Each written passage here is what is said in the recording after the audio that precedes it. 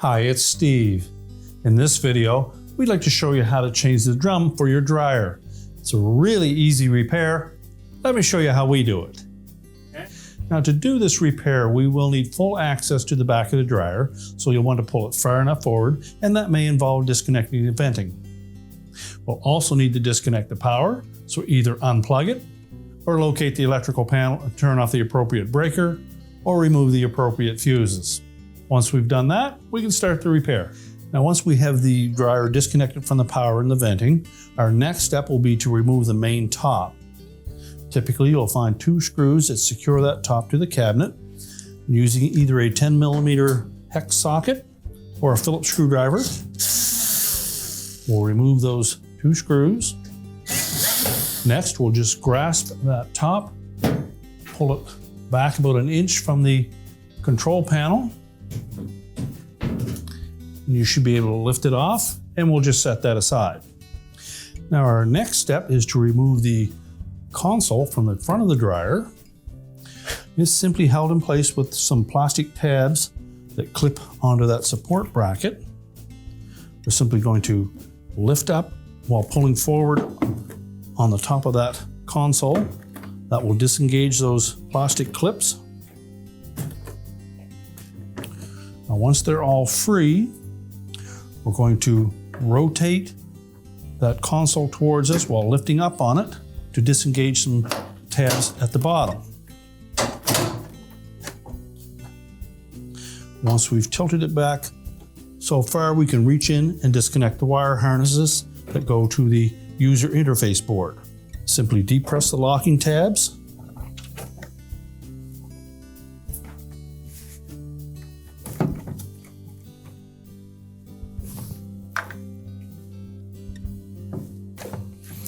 And separate the harnesses. You can then lift that console away from the front panel. You'll see the plastic tabs that attach it to that front panel. And now we'll set that aside. Now, our next step will be to open the dryer door. We're going to remove these 2 screws down in the lint filter housing area. These are a number 2 Phillips screw. Now, each of those screws have a flat washer attached to them. They're used only in this position. We can then close that door up again. Now, our next step is to remove the front panel door assembly. There are some screws across the top that will need to be removed. Again, a number 2 Phillips head screw. There are also 2 spring clips that hold that panel in place. So we'll need to just gently depress those while pulling forward on that front panel.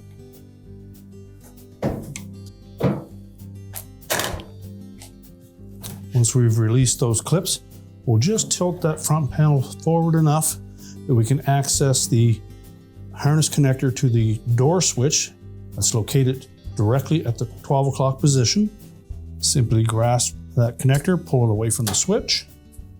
We can then tilt that panel forward and lift it off of the mounting tabs on the bottom. And then we'll set that assembly aside. Now, our next step will be to remove this support bracket across the top.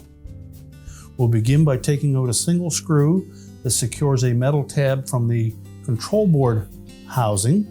Then we'll remove 2 screws from either side of that support bracket. Now, there are also 2 metal tabs on either side of that bracket that fit into slotted openings on the side of the cabinet. So we'll need to gently lift those out. We also have a wire harness attached to the back side of this, so you won't be able to lift it off completely yet. We'll lower it down enough that we can access that harness. We'll just loosen the harness restraint. There's also one on the opposite side.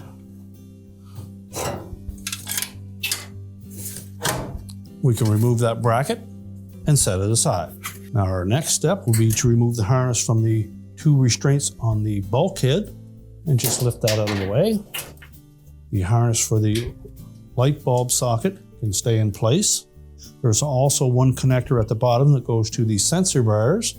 We'll need to depress the locking tab and then separate the two halves of the connector. Now to remove the bulkhead, we'll first of all need to remove a single screw, locate it down on the blower housing, and then screws that are on each of those mounting tabs on the front of that bulkhead, and then we can lift it away.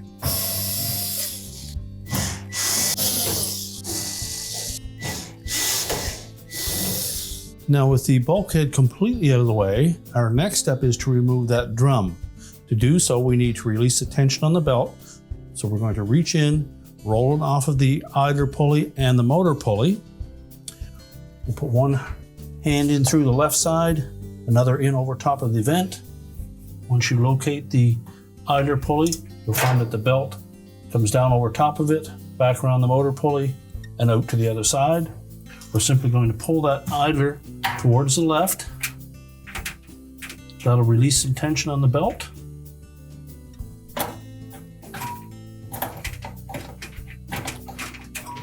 Roll the belt off of both pulleys. Slowly release that idler. Now that we've disconnected the belt from the two pulleys, we should have about this much distance between the belt and the drum if it's not touching anything else. We're typically going to lift up on that, use the belt to support the drum. We'll pull it out, and we're just going to set that aside for a moment. Now with the drum out of the way, we'll take this opportunity to clean any lint out of the base of the dryer. We can also check the rear drum rollers, make sure they turn freely, and also check the idler pulley and make sure that turns freely. Now next, we'll want to line up our new drum with the belt first. Now before we install the belt on the new drum, we'll just give that a quick inspection, look for any signs of excessive wear or damage, and if so, you'll want to replace that at the same time. Then we're simply going to drape that belt over the drum.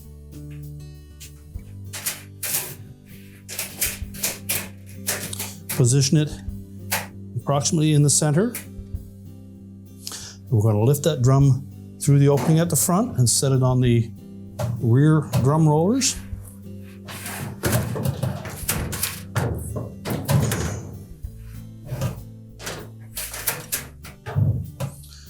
Now with it in place, we're going to again reach in through the front and we'll wrap that belt around the idler pulley and the motor pulley. So again, we're going to reach in on both sides. We'll locate that belt and the idler pulley. We're going to wrap that belt over the top of the idler pulley coming from the left. Tuck it underneath, keeping the flat side of the belt against the idler pulley. Then we're going to push over on that idler assembly so we get enough belt to wrap it around the motor pulley. And that should put the groove side of the belt into the motor pulley and the groove side of the belt against the drum. We'll next just rotate it a bit, make sure that the blower wheel turns easily. And now we're ready to put our front bulkhead back in place. Now when reinstalling that front bulkhead, we want to make sure that the drum rollers engage the little recessed area at the front of that drum. So we'll line it up square with the cabinet, make sure it's down low enough that when we lift up on it, it picks up the drum at the same time. And you'll be working against the tension of the belt. So we need to lift that up. And then install those tabs in the keyhole slots. And once we have one side attached, we'll do the same on the opposite side.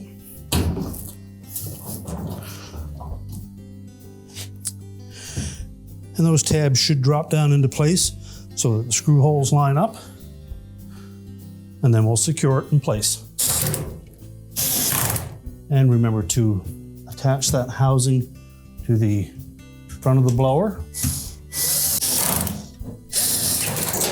As well, be sure to reattach the sensor harness. Make sure the locking tab engages. Now next we'll put the support bracket in place. First of all, we'll route that harness through the restraints.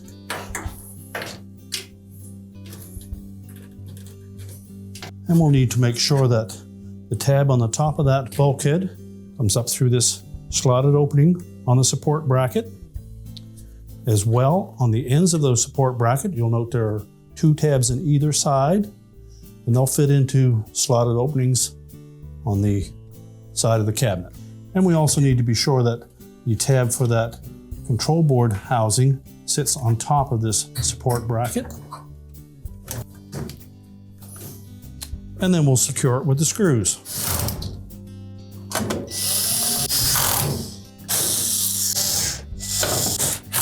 Now we're ready to put the front panel door assembly in place. Doing so, we want to make sure that we line up those 3 slotted openings on the bottom of the panel with the 3 hooks on the base of the dryer. We'll tilt it up far enough that we can reconnect the harness to the door switch. And then we'll press that panel up into place and make sure the 2 metal tabs are engaged. Next, we'll open up that door. We'll secure the 2 screws to the filter housing. And remember, these are the screws that have the flat washer already attached. We can then close the door up. And now we're ready to attach the screws across the top of the front panel.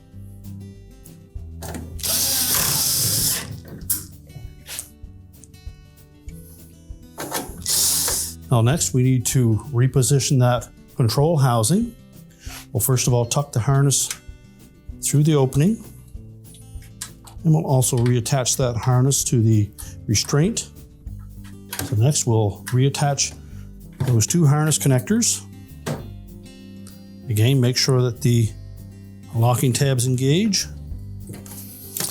And now we need to line up these 6 tabs across the bottom of that control housing with the openings on the top of the front panel. So while maintaining a downward pressure on that housing, we'll roll it back onto the support bracket.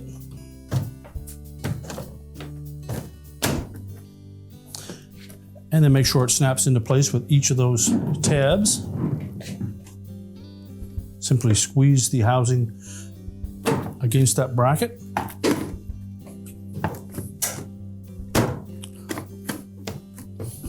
And make sure all of those tabs are lined up and flush. Then we'll reattach that harness to the restraints in behind.